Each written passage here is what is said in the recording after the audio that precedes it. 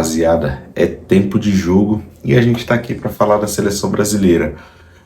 Um empate com a seleção de Marrocos, o jogo foi 1-1 e a gente tá aqui para comentar tudo o que aconteceu no jogo. Fala comigo, Vitor. Né? Uma estreia extremamente decepcionante. Não dá pra gente falar que foi vergonha, foi vexame. O Marrocos é uma equipe com muita qualidade, mas não deixa de ser decepcionante, né? Por tudo que aconteceu dentro do jogo. Então, foi uma animação aí, mas o final do dia é triste. O fim é triste, né? Como diria aquele. O fim é triste, mas a gente tá aqui para comentar o jogo todo. Então vamos lá. O jogo começou com umas mudanças na escalação. Para vocês que viram o nosso último vídeo, a gente passou uma prévia da escalação da seleção brasileira no vídeo do dia 2 e teve algumas alterações, tá? O Carlo Ancelotti mudou, principalmente a maior surpresa, na minha opinião, foi o ataque, onde ele não começou o jogo com o Matheus Cunha e começou com o Igor Thiago na referência. Veio com um modelo 4-3-3, tá? Já mudando o estilo de jogo que ele costumava jogar, que ele apresentou nesses amistosos e vem apresentando nesse ciclo de Carlo Ancelotti, que em vez de jogar no 4-3-3, ele costumava jogar no 4-2-4. Só com a perda do Wesley, com a lesão do Wesley, eu acredito que ele viu esse esquema tático como uma grande mudança e talvez um potencial para salvar o Brasil.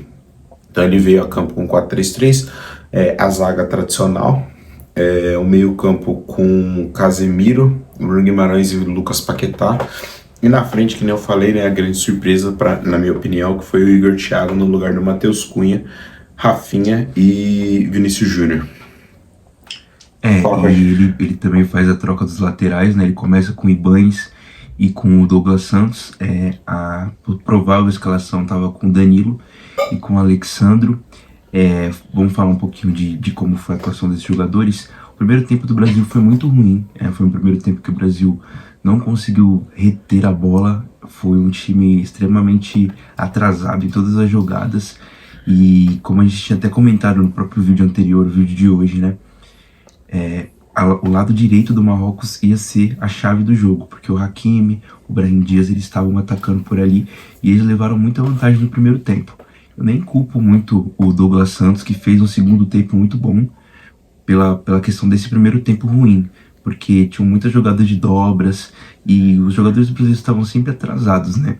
Inclusive, se eu for para dar um destaque negativo dessa equipe no primeiro tempo e no jogo em si, foi o Casemiro, que é um jogador que, para mim, vive no mundo da lua, porque o Casemiro, ele não consegue fazer saída de bola, ele não consegue acompanhar os jogadores, ele tá sempre atrasado e ele tá sempre fazendo o que ele faz de melhor, que é tomar cartão amarelo.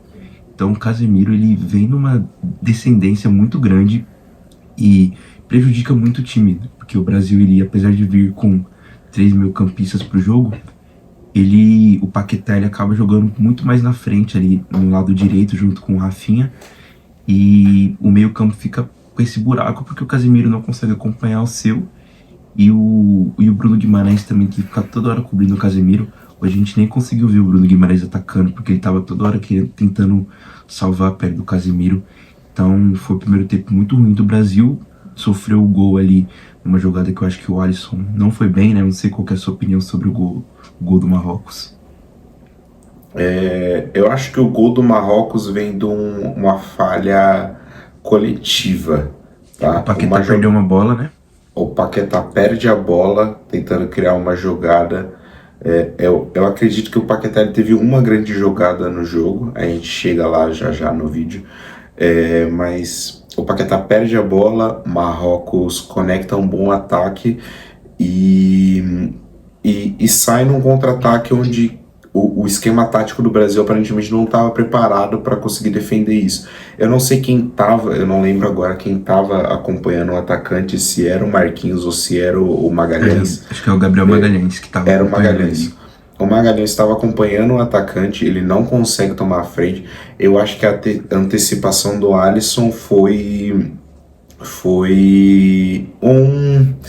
um 880 basicamente. Ele poderia ter antecipado, ganhado a bola, dado um chutão e ocasionado um lateral ou qualquer outro tipo de lance, ou poderia ter feito o que aconteceu, né? Que é o atacante ter a qualidade que teve de cavar uma jogada, ou cavar um chute e ter feito o gol.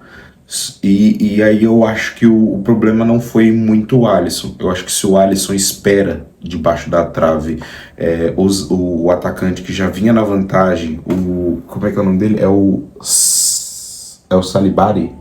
Saibari. Uhum. Ele já vinha na vantagem, ele já tinha ganhado do nosso último zagueiro.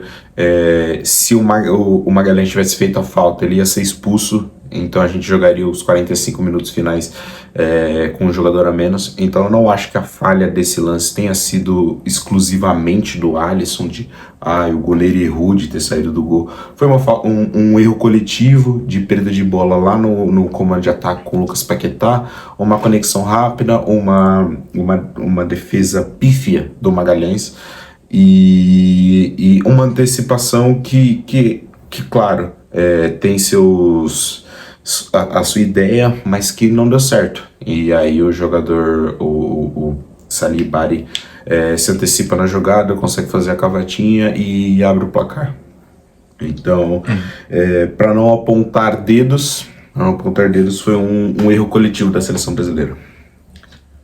A gente viu muitas vezes no próprio jogo que o Brasil ele tentava fazer uma pressão e o Marrocos conseguia se livrar dessa pressão muito fácil. Mas falando ainda do primeiro tempo para fechar, o Vini, que é o nosso melhor jogador, o nosso craque, ele literalmente tira o gol de empate do bolso, né? Porque o Brasil ele não estava criando nada e não estava conseguindo criar. E o Vini, numa jogada individual ali pelo lado esquerdo, consegue fazer uma jogada e fazer um golaço e tirar literalmente esse peso. Eu acho que eu senti muitos jogadores do Brasil nervosos, sempre estreia muito difícil, mas o Vini Júnior conseguiu fazer esse gol, tirou esse gol da cartola e fez o jogo parear um pouco, né? Porque enquanto ele não tinha feito o gol, o Marrocos estava dominando, né? E aí ele faz esse gol e com certeza é um gol para dar muita moral, porque é o que a gente precisa dele. O Vinícius Júnior foi eleito o melhor jogador da partida, se eu não estou enganado. O gol foi um golaço, uma tabela rápida ali com o Bruno Guimarães. E aí o Vinícius Júnior completa a jogada completamente absurdo. Faz um drible, uma pancada no gol. E completamente indefensável o chute, foi um golaço. Para finalizar esse primeiro tempo, eu acho que muitos jogadores deixaram a desejar, não só o Casemiro, mas eu acho que foi uma partida abaixo do Paquetá, foi uma partida abaixo do Rafinha, foi uma partida muito abaixo do Igor Thiago. Acho que o Igor Thiago teve uma jogada onde ele antecipa o marcador e consegue um roubo de bola.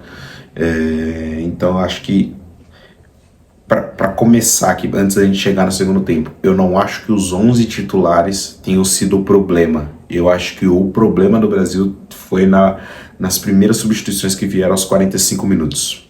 Tá? Vamos começar a falar do segundo tempo? Que eu já quero engatar nesse assunto aqui. Ele faz as 2 substituições para... Ele tira os 2 jogadores com cartões amarelos. Eu não acho que essas 2 tenham sido as substituições erradas, porque Concordo. O Fabinho jogou muito melhor que o Casemiro, muito. E o Danilo também não comprometeu. Concordo. Para mim, o problema do segundo tempo foi a segunda janela de substituição, onde ele tira o Lucas Paquetá e tira o Igor Thiago e coloca o Matheus Cunha e o Luiz Henrique. Fazendo o time ficar naquele 4-2-4, que a gente já vem falando aí há muito tempo, que em campo já se mostrou ser um esquema que não funciona, e ele vai e repete esse esquema, e o meio campo é completamente dominado pelo jogador do Marrocos chamado Buendia, que tem 18 anos, 18 ou 19 se não me engano. Isso. E enquanto isso, o nosso craque de 19 anos estava lá no banco e ninguém entende, ninguém sabe por quê. Mesmo ele se destacando, mesmo ele sendo o jogador que o público, que a torcida pede, ele não tem oportunidade. Eu achei foram 2 trocas para mim muito erradas. Eu teria tirado o Rafinha do jogo com certeza. O Rafinha perde um gol ali que não pode perder. No Barcelona, com certeza ele colocaria essa bola na gaveta. E aqui na seleção brasileira ele recua pro goleiro.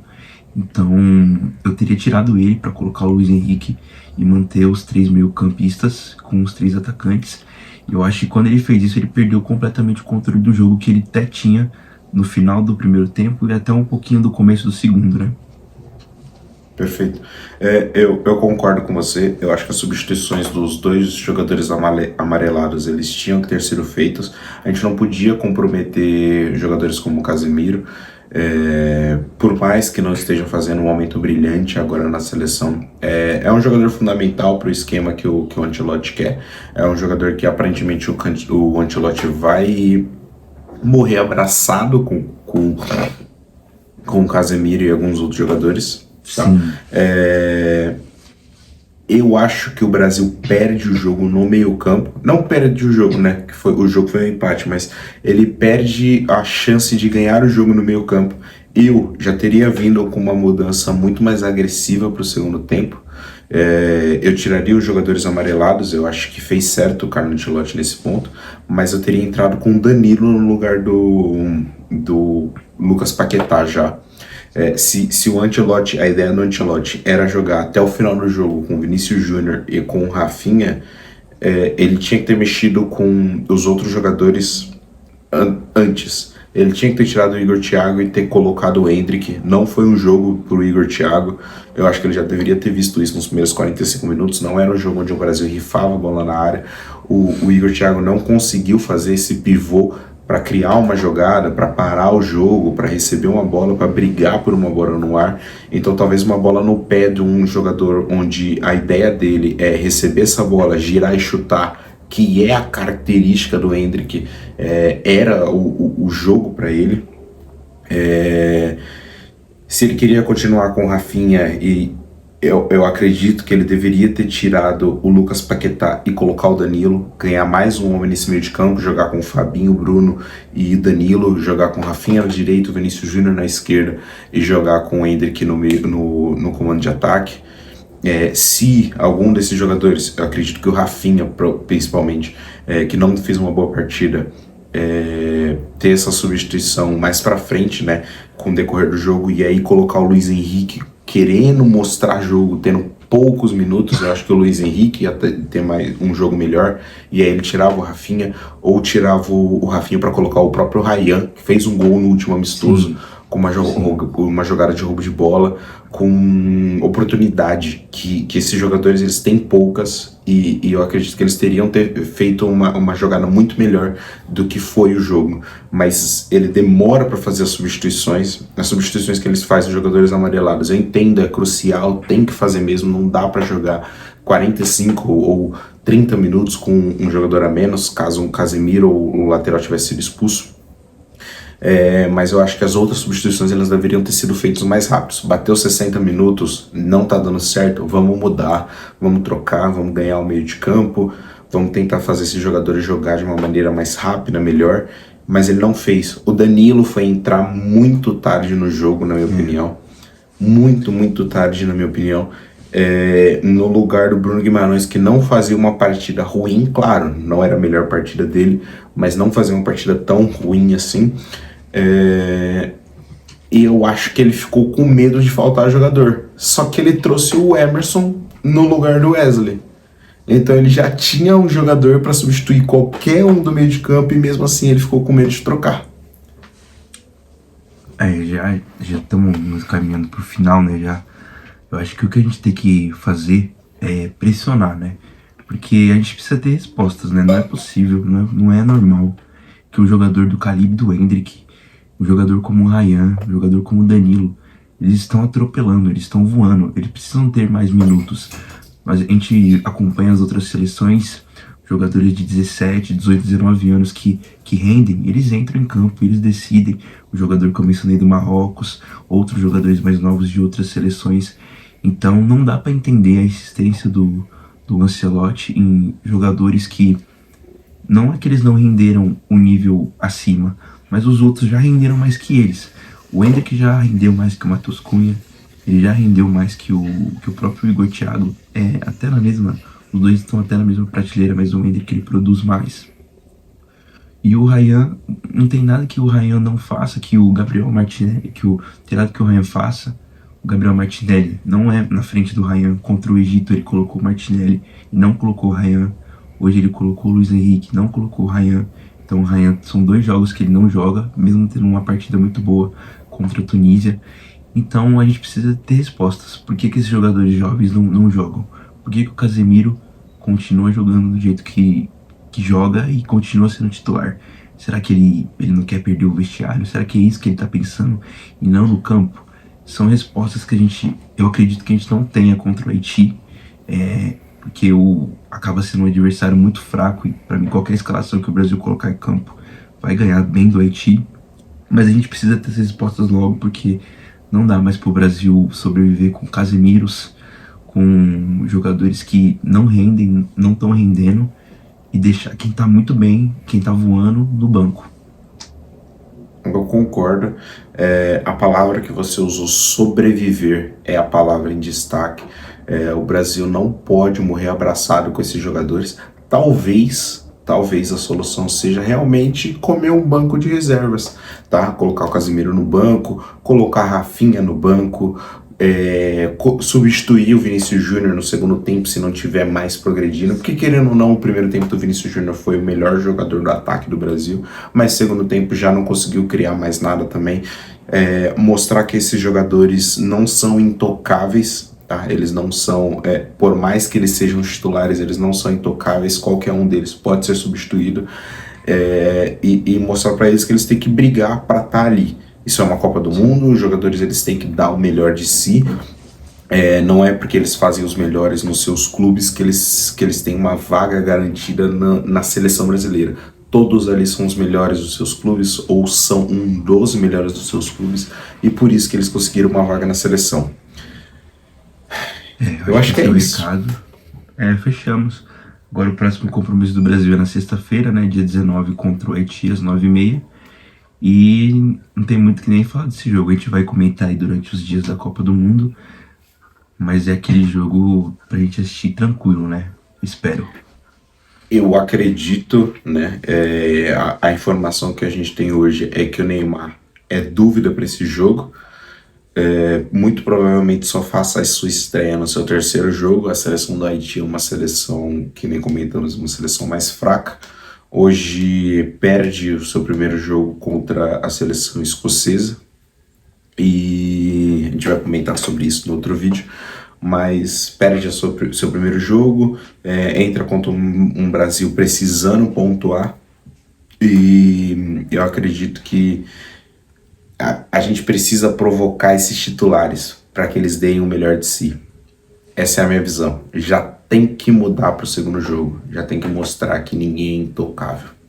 Sim, essa é a mensagem. Então é isso, fechamos? Fechamos. Rapaziada, não se esqueçam, curtir, compartilhar e deixar um comentário se você discorda da gente, claro. Rapaziada, muito boa noite, bom descanso para vocês. Até o próximo vídeo. Até o próximo.